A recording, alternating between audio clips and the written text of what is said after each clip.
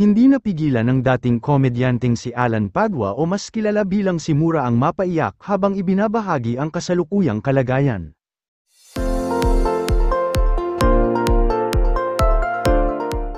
Sa muling pagbisita sa kanya ng vlogger na si Virgilin Cares, naging emosyonal ang komedyante dahil tila tinalikuran na siya ng kanyang mga kamag-anak. "Kapatid ko, pinabayaan na ako, ganito na yung sitwasyon ko," sabi ni Mura. Dagdag pa niya, "Kaming dalawa ni Papa, pinabayaan na." Makikita na hindi na nga talaga maganda ang lagay ni Mura batay na rin sa naturang vlog ni Virgilin. Sa katunayan, habang kausap ng vlogger ang dating komedyante ay nadumi ito sa kanyang salawal habang nakatayo. Sabi ni Mura, noon raw na may pera pa siya ay nandyan ang kanyang mga kamag-anak at mabilis kumilos para i-assist siya. "Nung may pera ako, ganun mabibilis silang kumilos, ngayon, wala na akong pambayad sa kanila, pinabayaan rin kami," sabi ni Mura. Hindi na nga rin natapos ang ipinapatayo niyang bahay dahil nahinto ito noong magkaroon siya ng sakit.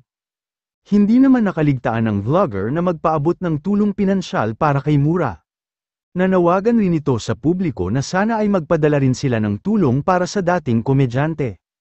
Matatandaang nitong May 2024 lang rin nang matupok ng apoy ang kanyang tirahan at pansamantala itong tumira sa isang waiting shed. Samantala, marami naman ang humanga sa vlogger dahil kahit na nagkaroon sila ng hindi pagkakaunawaan noon ni Mura ay hindi ito nakakalimot na magpaabot ng tulong sa kanya. Nagkaayos na rin naman ang dalawa noong muli silang magkita at nagpatuloy pa rin ang pagtulong ni Virgilin sa komedyante.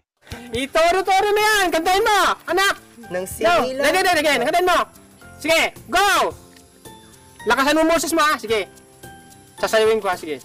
Nangisilang ka sa mundong ito, laking tuwa ng magulang mo, ang kamay nila'y At ang kamay nila'y kinagat mo.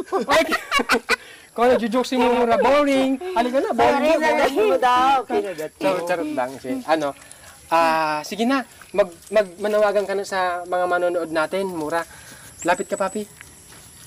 Sa mga magbibigay ng Gcash. Sige, yan.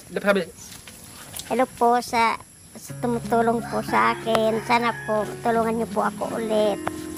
Ayan, thank you po sa pa-Gcash. Ito na po yung huli na ihingi po ako sa inyo ulit ng tulong. Sana po, kasi po si Mama Virgilin, medyo po hindi na rin po siya nagbablog. Ayan, kaya pumunta po rin siya dito para sa akin, para kahit pa paano matulungan din ako. So sana po, please po, tulungan niyo po ako ulit. Sa mga tao po na nagsasabing umaasa lang po ako sa mga tulong kay Mama Virgilin. Sana po, wag naman po ganun. Kasi mayroon din po akong hari-harian na isang lae. So, ito, wala pa rin. Di pa rin tapos. Kaya sobrang malaki naman kasi napatay kong bahay. So, medyo nakulangan talaga sa budget. So, ito po, humingi po ako ulit ng tulong sa inyo. Karoon lang po laman yung Gcash ko para may pang-labor lang din po. Hindi ko po alam kung anong gagawin ko. Alam mo ang dapat mong gawin, manalangin ka, Mura. Gabi-gabi naman nagpupuri ako eh. Anong pinagpipiray mo? Na sana bigyan ni Lord ng blessing na magkaroon ng ganitong kakatao na meron ulit magpunta dito. Ito na nga blessing na ito para sa akin dahil pumunta kayo dito. Yun talaga yung panalangin ko, pumunta ka dito eh. Totoo pala yung panalangin na pag paulit-ulit mong pinapanalangin, mangyayari yun. Basta't sa ikakabuti ng iyong buhay, basta't makakatulong na makapagpasa sa iyo ng damdamin, ha? Sige na, tama na, huwag ka na umiyak, ha? Amoy, pati dito, magpupukang ang maayos. Nahangamoy ka na, maliligo ka, ha? Kailangan hugasan mo yung ano mo, ha? Yung nangyayari sa'yo. So, ano naman kayo mangyayari sa'yo after mong madumi sa short? Ano naman kayo susunod na pwedeng mangyari sa'yo? Dapat matapos na to. Ha? After nito, ano ng plano mo? Wala ka ng pagkakitaan nito. Paano ka makakapang araw-araw na? Lagi na ako sa bahay eh. Aasa ka na lang ba sa tulong ng ibang nagpapadala sa'yo? Hindi ko alam. Sana matapos itong bahay para makalipat na kami. Yun lang naman yung hinihiling ko eh.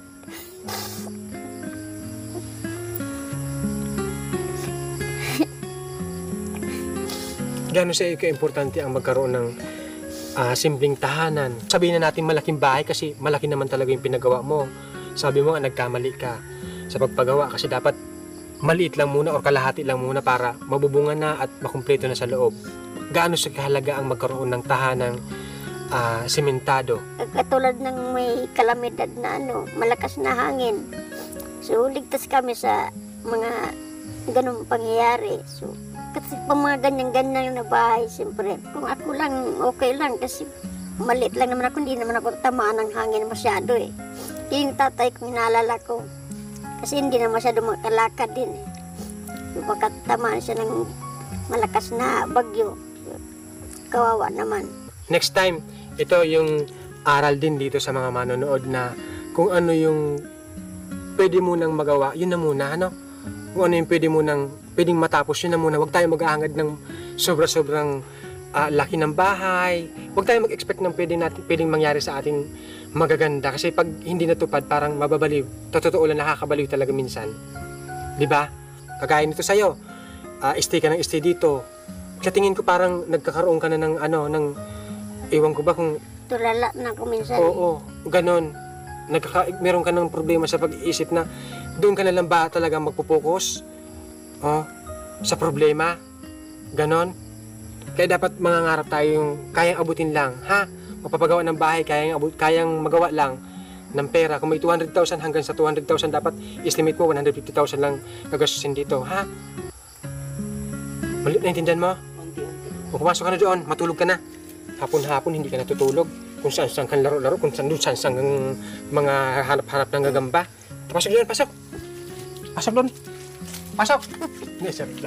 Hindi kita sasaktan kasi ang makita kang nasaktan, parang nasasaktan din si Mama Virgilin. Sige na, mababay na tayo, ha? Bye-bye. Ayan yung Gcash ni Alan Mura Padua. Bye-bye. Bye-bye na. Salamat. Salamat. Hanggang dito na lang, ano ang masasabi mo sa balitang ito? Paki-comment sa ibaba. Pwede mo din i-like at i-share ang video na ito.